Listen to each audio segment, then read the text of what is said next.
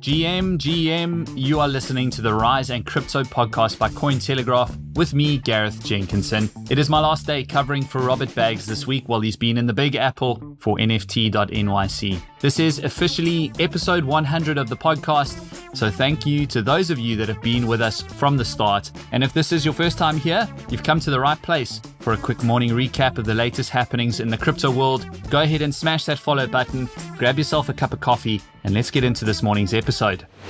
Binance is winding down support for Bitcoin Ordinals just a few months after introducing them to its marketplace. PayPal is set to allow United States users to fund global money transfers using US dollars converted from its native stablecoin. ARK Invest CEO Cathie Wood says Bitcoin's growth in value is being driven by its appeal as a hedge against devaluing fiat currencies, and Solana's network has been troubled by transaction completion issues. Let's get into the details. Binance is winding down support for Bitcoin Ordinals just a few months after they were introduced to its marketplace. Binance announced efforts to streamline product offerings on the Binance NFT marketplace yesterday. As part of these efforts, the exchange's marketplace is ceasing support for trades and deposits of Bitcoin Ordinals from April the 18th. In addition, the Binance NFT marketplace will cease to offer airdrops, benefits, and utilities related to Bitcoin NFTs after the 10th of April. Bitcoin Ordinals, also known as Bitcoin NFTs, allow for the inscription of digital content like art, text, or video directly onto the Bitcoin blockchain. Data embedding has been part of the Bitcoin protocol for some time, but its popularity increased with the advent of Ordinals in late 2022. This protocol, created by Cathie Wood, allows unique digital arts to be directly embedded into Bitcoin transactions, similar to Ethereum's non-fungible tokens. Binance specifically noted that users of Runestone NFTs who meet the conditions for the airdrop are advised to withdraw their tokens by the 10th of April. To quote the statement, users are advised to withdraw these NFTs by the 10th of April to ensure they still have the opportunity to receive any associated tokens, utilities, and benefits after that date. The decision came as a surprise to the community. Binance added support to Bitcoin NFTs just a year ago in May 2023, extending its ecosystem to the Bitcoin network and promising more opportunities for collectors. The high volume of NFT transactions has clogged the Bitcoin network several times since inception, increasing fees and slowing processing times as more transactions are validated on-chain. According to data from June Analytics, the network has over 64 million inscriptions to date and generated over $423 million in transaction fees.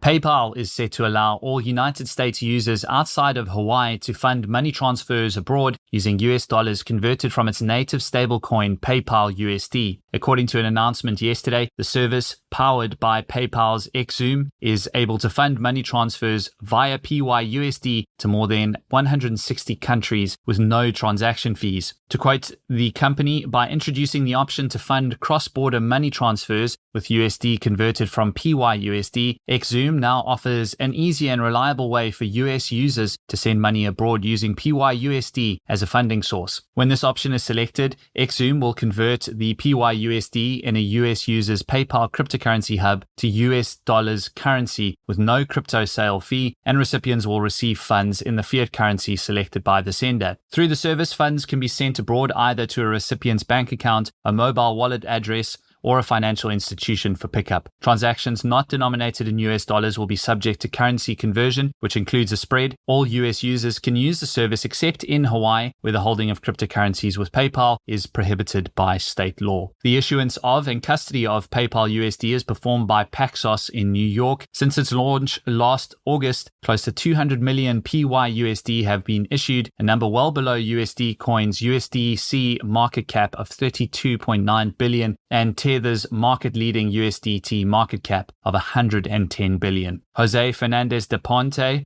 senior vice president of PayPal's digital currency group, said that the firm's goals surrounding PYUSD are to create a stable value to maximize user confidence and ensure it had utility for commerce and payments. On the same day, Ripple announced it would launch its own US dollar-backed stablecoin to rival the $150 billion stablecoin market.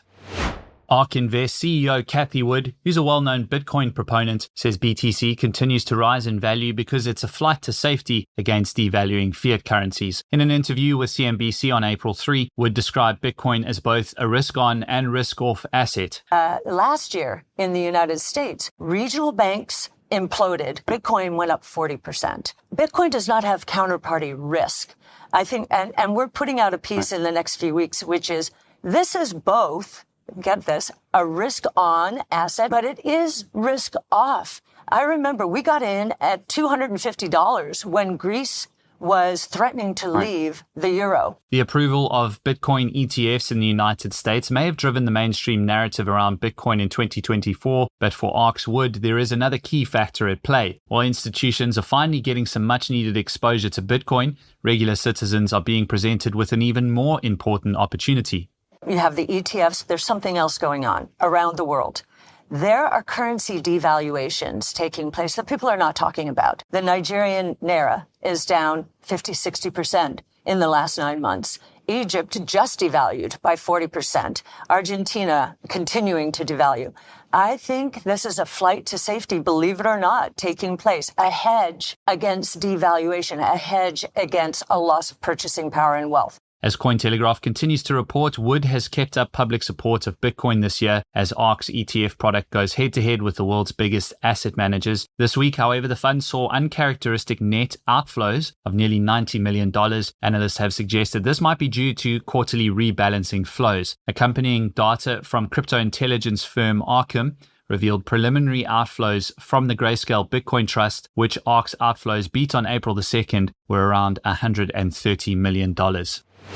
And our last story this Friday, roughly 3/4 of all transactions on the Solana network have been failing amid a deluge of activity brought by the recent meme coin mania on the network. However, proponents say that data is being widely misinterpreted. Metrics from June Analytics shows that on April 4, just over 75% of all non-vote Solana transactions failed, which is the highest failure rate on record. The uptick has been paralleled by a recent uproar from Solana users on social media complaining of failed transactions and degraded user experience. A vocal Solana proponent and Helia CEO Mert Mumtaz took issue with the claim that 75% of transactions were failing, noting that the vast majority of failed non-vote transactions were as a result of bot spam. Mumtaz said that this is not a big problem for users because a wallet would typically simulate the transaction and let you know that it would not work beforehand. He claimed that the failed transactions chart was not a good way of assessing user impact, as most users don't make it there to begin with. To quote, about 95% of that entire chart is just bots failing arbitrage attempts. Additionally, Mumtaz explained that because much of the spam activity occurs before the scheduling process, increasing transaction priority fees won't help, and that increasing it above a certain median would see users waste money. He added that it was unlikely that the upcoming 1.18 Solana network upgrade would fix these issues, hinting that user experience on Solana could remain degraded for some time. The price of Solana fell around 3% in the last week,